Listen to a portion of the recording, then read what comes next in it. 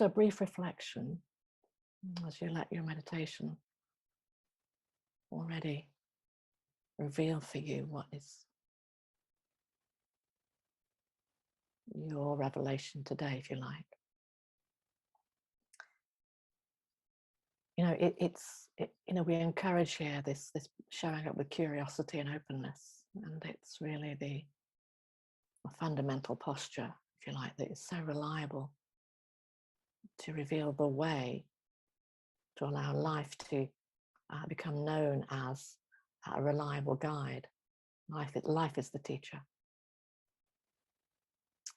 and we are life. Yeah. But of course, the conditioning that we're exposed to from childhood is to close down, is to contract, close down, and resist experience when the experience does not fit what we believe to be good. And what we explore here is that in times when our experience is difficult, is challenging and uncomfortable, is that these are moments when we are being handed an invitation to enter the portal of difficulty,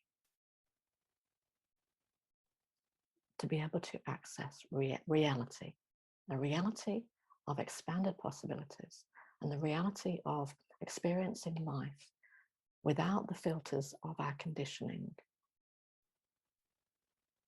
contaminating and restricting our experience of life. And even the most tender and heartbreaking moments are portals into love and peace and healing and the happiness, contentment of your true nature. So we say here in this exploration to move towards discomfort, not to contract, pull back, resist, push away. Go towards, not to go towards the discomfort with a measuring stick of good and bad, not to go towards the discomfort to identify with the discomfort, for the discomfort to become a key feature of our personal narrative, but to go towards in the shape of openness, the shape of a question.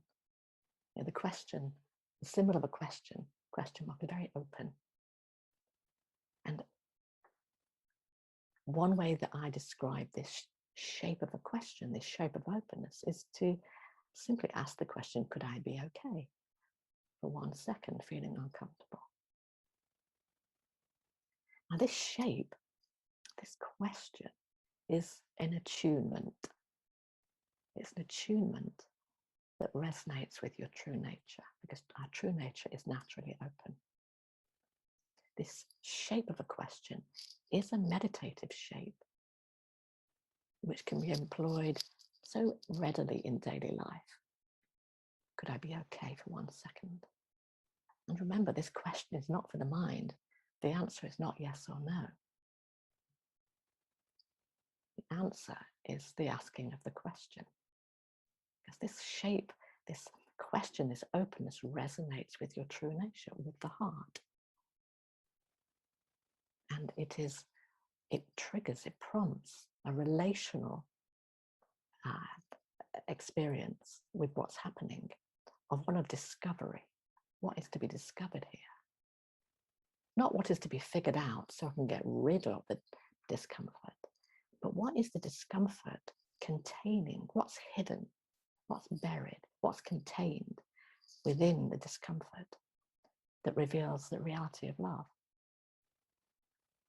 So to become familiar with navigating through life in the shape of a question is to discover a natural trust and confidence in your immediate embodied experience in difficult times.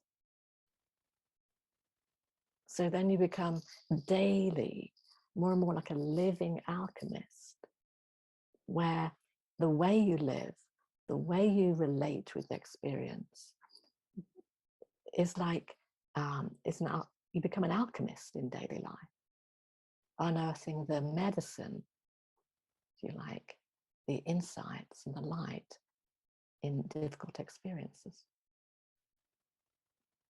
And this way of relating with life, based on a deep experiential understanding of your true nature, which you discover is not disturbed, is not hurt, broken by difficult experiences. Our true nature is whole and complete. This discovery helps build trust in your psychological system, in your emotional system, in your somatic visceral system, and your relational sensitivities. Because the stress of fearing and contracting around difficult experiences reduces. So the possibility of enjoying your embodied visceral experience of daily life, even in difficult experiences, increases. Because the fear of difficult experiences and the conditioned contraction reduces. And this only leads to one way, which is to become fearless, to find yourself, some may say you've become courageous, but really you become transformed to navigate in life, letting your sensitivities lead, letting your vulnerabilities lead. And this sometimes means that you make decisions, chart a course in life, which certainly goes against your conditioning, but goes against the status quo, perhaps of your family, perhaps of your community and society. And that in itself can present or seem to be a challenge and a difficulty. And yet that too, the difficulty of that, when met with a question and not contracted or held back or pushed away, reveals that the way is always the way and is reliable, even if it's a departure from the status quo of your family, your friends, and society. And sometimes the difficulty of this path can feel like you're a bit lonely with it, because the path can get a bit blurry and you don't quite know your bearings. Yes. And there's not a book that's just fallen off the shelf magically to help you find your bearings. So it can feel a bit lonely. Sometimes books do fall literally off shelves, by the way, and you go, wow, I needed that. But sometimes it can be a lonely path, and that's why getting together in groups such as this are so helpful and important. Simply by showing up, you are symbolically shining a light on the path for all of us. And that applies to those of you listening remotely to this.